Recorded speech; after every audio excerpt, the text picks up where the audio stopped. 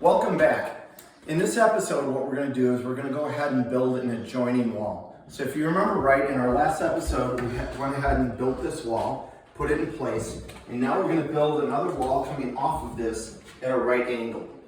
Similar to the last wall that we built, the first thing we're going to do is we're going to go ahead and get measurements for the plates.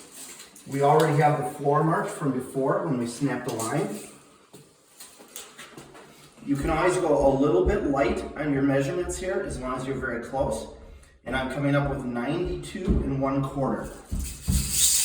I do want to check to see if this is going to be a problem with our uprights. Unfortunately, it will not be.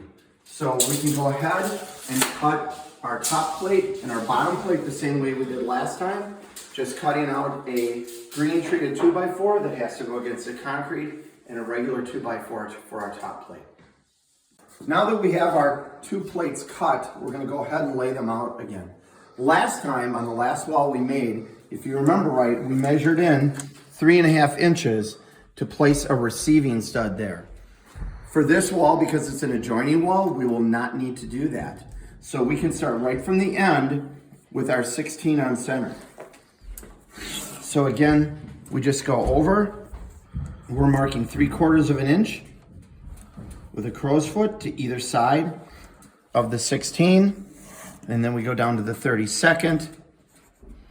I'll do that for the whole length of the two plates. And then we'll go ahead and use our speed square, draw our right angle lines across, and lay it out so that we can build the wall. Now that we have both of our plates laid out, we're going to lay them on the ground again, and we're going to get some measurement for our vertical 2x4s to see how long we want to make those. Remembering that it makes sense always to go just a little bit light. I'm seeing 86 1/4, 86 1/8, 86, so we do have a little splint in the floor here. 85 3/4, and 85 3/4. So we're going to make some of our uprights different lengths on this one. We're going to make the 3 uprights on this side a little bit longer than the 3 on this side, so it's a little bit more custom fit. We also have a situation here with this conduit, so we're going to need to go ahead and take our upper plate, and we're going to just pull that up. Thank you, David. And whoops, we just need to, yeah. And then we're going to go ahead and just slide it up close to there.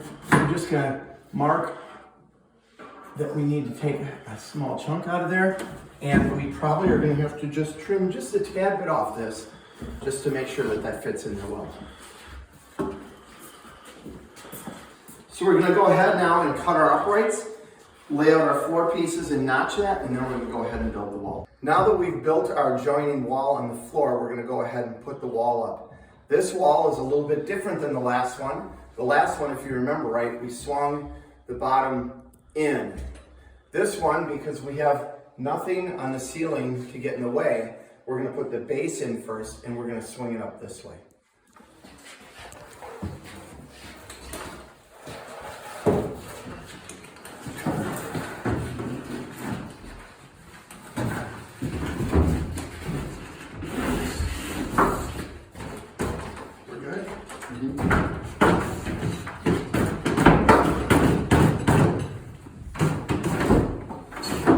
Nice.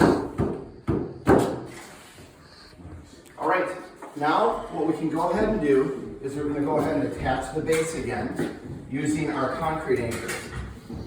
We already have our lines on the floor, but we always want to double check things. With this adjoining wall, this is the first time we're going to have to make sure that our corner is square. I spoke in our very first video about squaring things up. 3 ways we can do this. The first, we can use a square like this and just put it on our 2 base plates to see that we're square. And based on this square, we're off just a little bit. We need to bring that back section out away from the wall a little bit. So I'm going to go ahead, pry that out a little bit. I can see where our line is there. And check it again. And now I can see that we're very good using this square. Now this square is smaller, so it gives us a good reading, but it's not a great reading. In our first section, I also mentioned a method called the 3-4-5 method. With that method, you simply take your tape measure and you go ahead and measure from your corner 3 feet, and you mark that 3-foot spot. You measure the other direction, and you measure that 4 feet.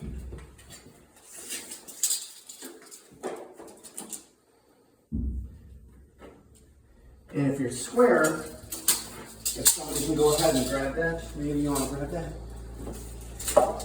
And if we're square, if we go right between these two marks, it will come out to 5 feet exactly, which this is coming out to 5 foot in about a 1/16 of an inch. So we're very good on our square.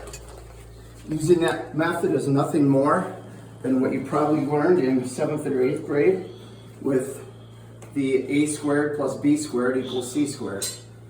And your teacher said someday you'll need to know this, and they weren't lying.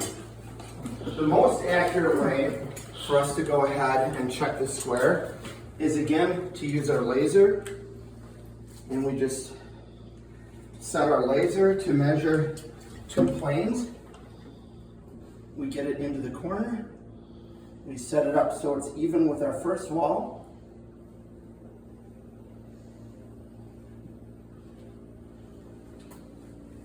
And then we check the line across the base, and we see that we have a good line. So we can go ahead and attach our base.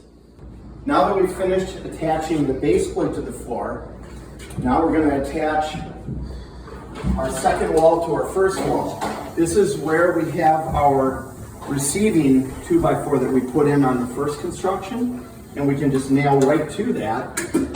So it makes for a very solid corner. And we know that since we checked this first wall already, we know that we're good, and our laser tells us that too. Now we still have to look, the laser shifted a little bit. We still have to look to see how the top of our wall is over here. And we can see by our laser line that we have a very plumb wall. So I'm going to go ahead and put a nailer here. And we're going to double check our work one more time by getting our 6-foot level and seeing that our laser is indeed right on, and it is exactly on. So we have a great plumb and